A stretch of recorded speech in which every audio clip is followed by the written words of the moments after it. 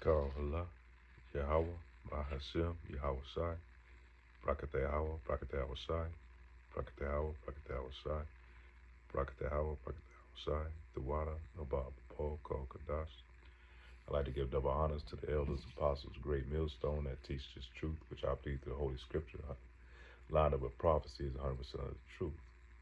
The title of this lesson, I really haven't quite came up with a clear title for this lesson, but it's going to be somewhere along the lines of third world country peoples are not poor. And what kind of inspired me to do this lesson through the spirit was kind of following this thread on Facebook, dealing with expats and the foreigners, who travel, who live outside of here in America. They move to these other foreign countries. And it was a discussion going on, and they was talking about, and a lot of these Europeans, when they move to these countries, they have a elitist attitude. And on the thread that was going, they kind of look down on these, on the native people of those islands, being that they're considered a third world country. And he was kind of being, well, he wasn't kind of being, he was being kind of putting them down, in a sense. And one of the people came back and said, and it's one of our peoples from the Northern Kingdom that replied back. And they replied back and said, the people of our country, we are not poor. We don't have what you have over there in America, where you have people homeless all out on the streets. You go to a lot of our major cities and, mainly prime example is Keneston, Philadelphia, either out in San Francisco or Seattle, Washington, and those places, man. It's goddamn like zombie apocalypse in some of those places.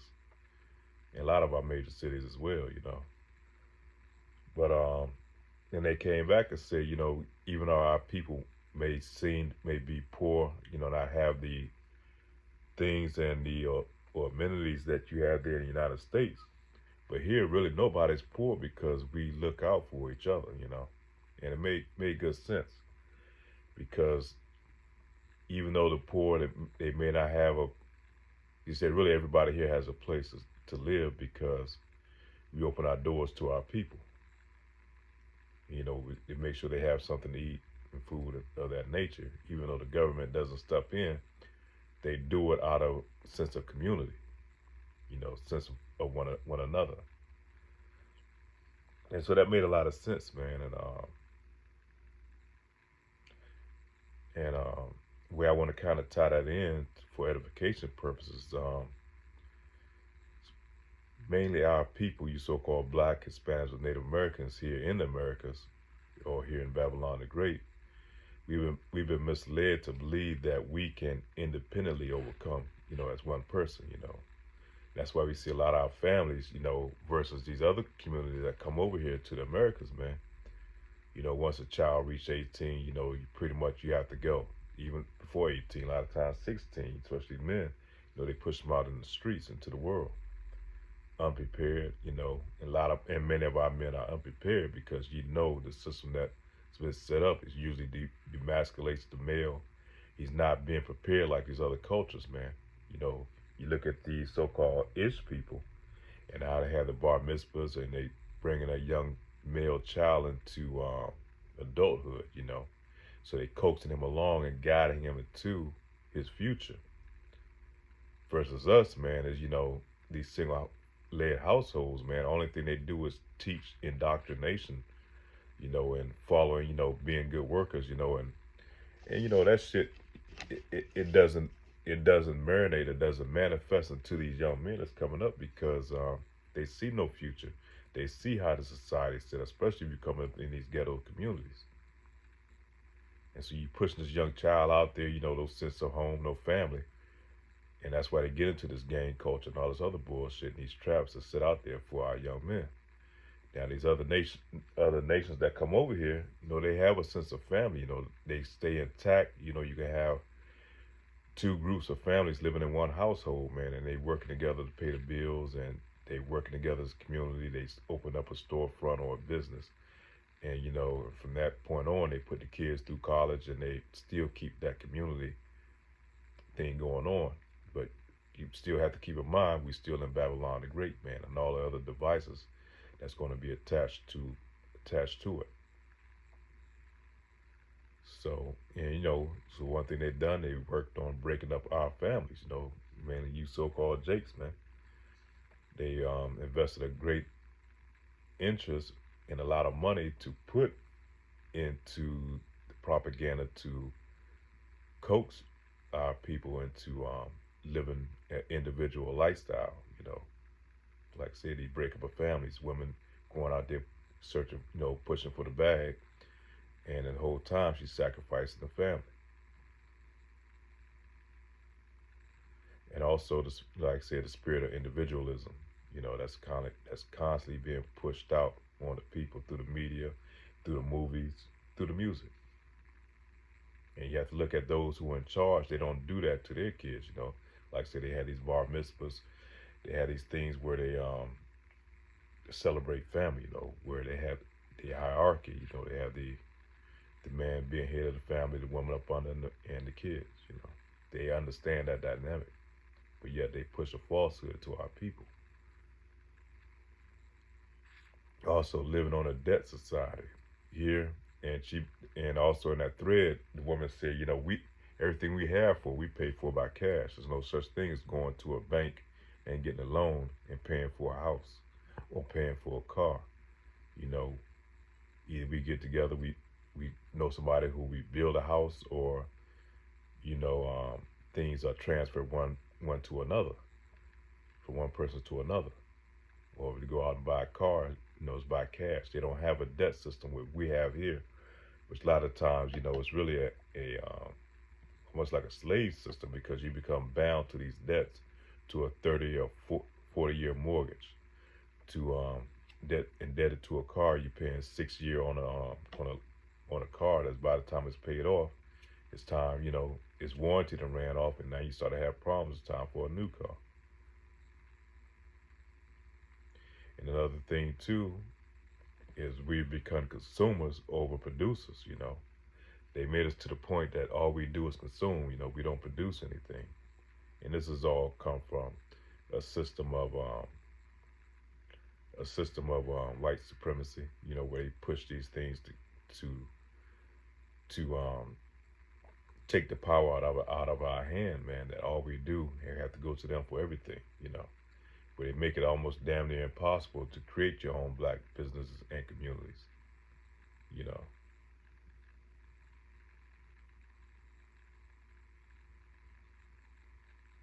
So we have a consumer over producer covetous mindset that they produce on our people.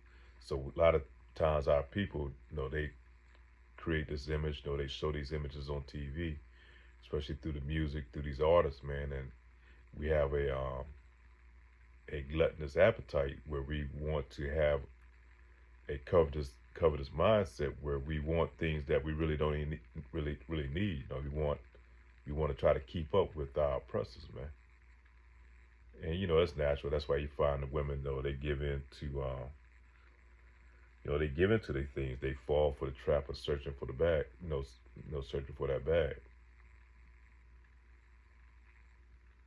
Let's look up the word covetous. Having or showing a great desire to possess something belonging to someone else. She fingered the linen with covetous hands. So we want things that really we don't really need.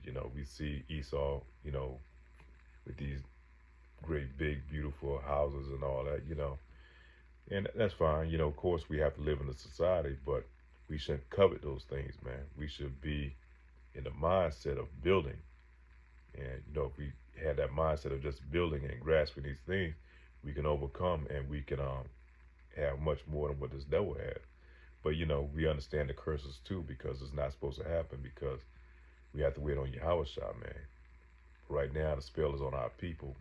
And those are just some of the things that kind of keep us in these conditions that we're in as a people and as a whole. So I'm going to start off my first precept. It's going to be Ecclesiasticus chapter 10, verse 1. A wise judge will instruct his people, and the government of the prudent man is well ordered. And as the judge of the people is himself, so one of his officers, and what manner of man the ruler of the city is, such are they that dwell therein. And the unwise king destroyeth his people, but through the prudence of them which are in authority, the city shall be inhabited. And you see right now, majority of the people, not saying all, but majority of the people right now are going through some hell right now. We're dealing with high inflation, and the numbers don't match up, as far as what you're bringing in as far as income, and then what it takes to live out here in society, as far as having a home, because homes are overpriced, cars and vehicles are overpriced, which you have to have, needed for transportation, because the transportation system here in the society is very lacking compared to a lot of other countries. So, we depend upon, us having, cars that, fundamentally able to get us back and forth to work, so we're able to make money. And plus, we need a living wage that we can live off of to raise a family. But we know the way it's set up now, you have to have 2 or 3 people in a household in order to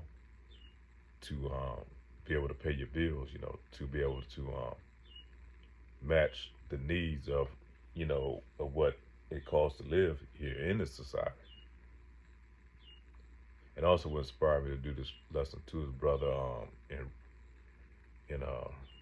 Remnant 144, he did a videos talking about how the pains of the people here are suffering right now under the rulership and those who are in rule. And one thing we must understand, they look at the concept of the Egyptians, how they had our people. They were able to build these monuments, these huge structures, with our people, and so they use that as an example, what you can get so much out of people and give them so little.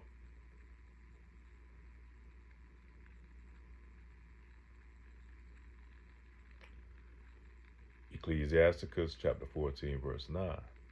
A covetous man is not satisfied with his portion, and the iniquity of the wicked drieth up his soul. So a lot of times, we're not satisfied with what of our daily bread. Of course, we want to achieve, we want to have more,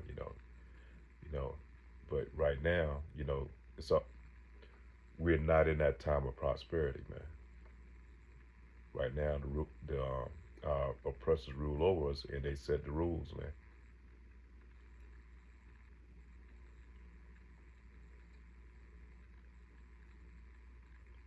So when you have that covetous man's eye, a lot of times that's going to lead you into a lot of these traps, man, these death traps they set out here for our people. A lot of times cats go get into selling drugs or doing things that they know is going to it's going to be a trap for them. Sometimes being a trap is putting yourself in a situation that way above your head in debt, where you end up having to work 2 or 3 jobs. You end up sacrificing, losing your family in the process, or on the thing of being covetousness and living beyond your means. Ecclesiasticus chapter 10, verse 9. Why is earth and ashes proud? There is not more wicked thing than a covetous man, for such a one sitteth his own soul to sell, because while he liveth, he casteth away his bowels.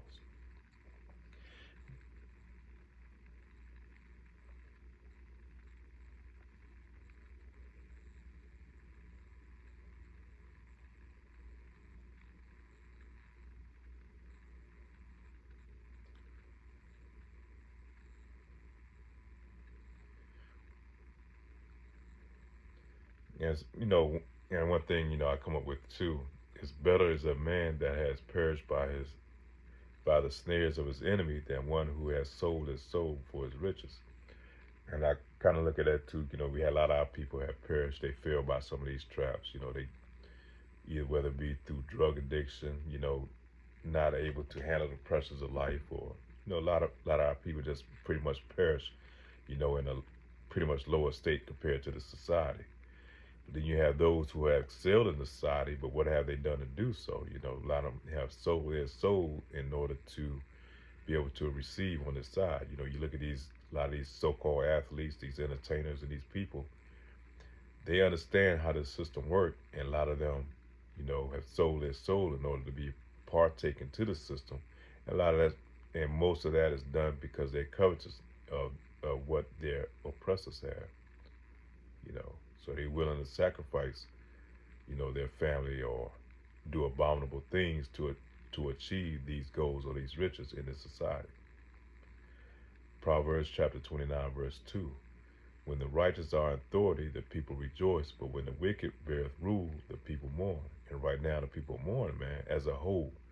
You know, look at our people as a whole, man, they really suffering. And not only us, but a lot of these lower level Edomites, man, are suffering along with us.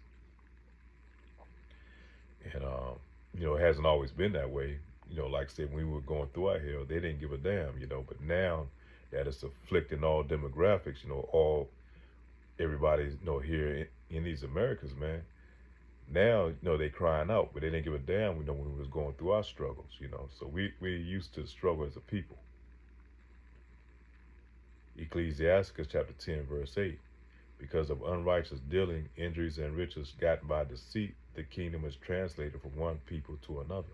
And so this kingdom, you know, the curses right now are on us, but you know, they're coming off us and they're going on these other nations, mainly Esau, Edom. And that's the beginning of a new kingdom that's coming into play, man, under Yahweh Ba'ashem, Yahweh Shai. And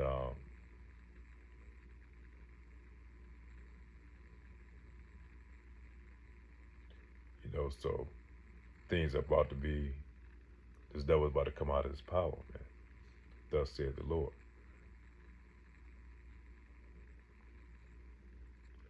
There's one thing I want to hit too. I think it was Ecclesiastes. Let's see if I can find it real quick. Verse 1. The book of Ecclesiastes, verse 1. And Shalaki, you know, this lesson I've been kind of putting together a lesson for a few days, and I wasn't quite sure how I wanted to bring it out, but I did want to hit on it while the spirit was still in me, you know, and hopefully it can be used for edification purposes. Ecclesiastes verse 1. Ecclesiastes 1 verse 2. Vanity of vanities, said the preacher. Vanities, vanities, all is vanities.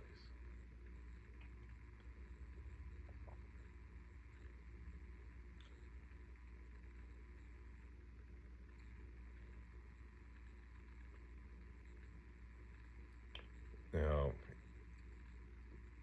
going to drop down to verse 11. There is no remembrance of former things, neither shall there be any remembrance of things that are to come with those that shall come after.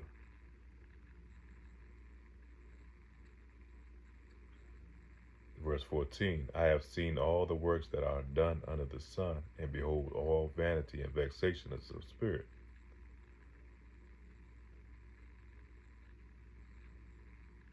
And verse 18, for in much wisdom is much grief, and he that increaseth knowledge increases sorrow. So, you know, really everything in this world is vanity. You know, even, you know, things that we achieved and work hard for, you know, is vanity. Even the wisdom, you know, and things, you know, can become vain because we can use it to a point where we think we're above everybody else, in a sense, you know.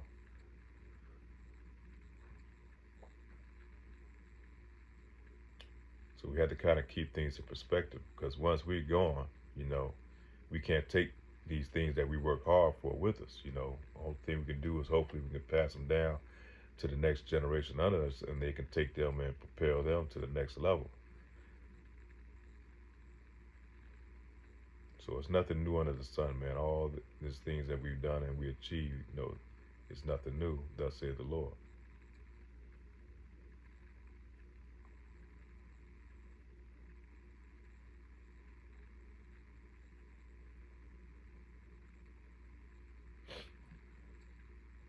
So that's pretty much it. I just want to kind of hit that point. You know, when we come into rulership, man, when Yahweh Ba'Shem Yahweh Shai, it's not going to be this great despair over the land. It's going to be fair wage that's going to be handed out. We're going to have maids and handmaids, and we're going to have servants. People that's going to do these menial tasks, things that we have to do now. And it's going to be these heathens, mainly Esau, Edom, man, and he's going to help build and forward our kingdom. Like they do with us, they take the greatest minds of our people and they, what they call a brain drain, and they put them into the institutions, man. They use them to help build and forward their kingdom. They've been doing that since they had us in their hands, and since we've been over here, they took our inventions and things that we created and used it to help forward their kingdom, and they became rich, grossly rich behind it, But once we have our own kingdom, man, these devils going to be working under us, and everything, they're going to pay tribute to us. So with that being said, we look forward to the kingdom to come, man. We look forward to a righteous government that's going to be over the land, And with that being said, all praise to Yahweh Ba'Shem Yahweh Shai with that. Shalom.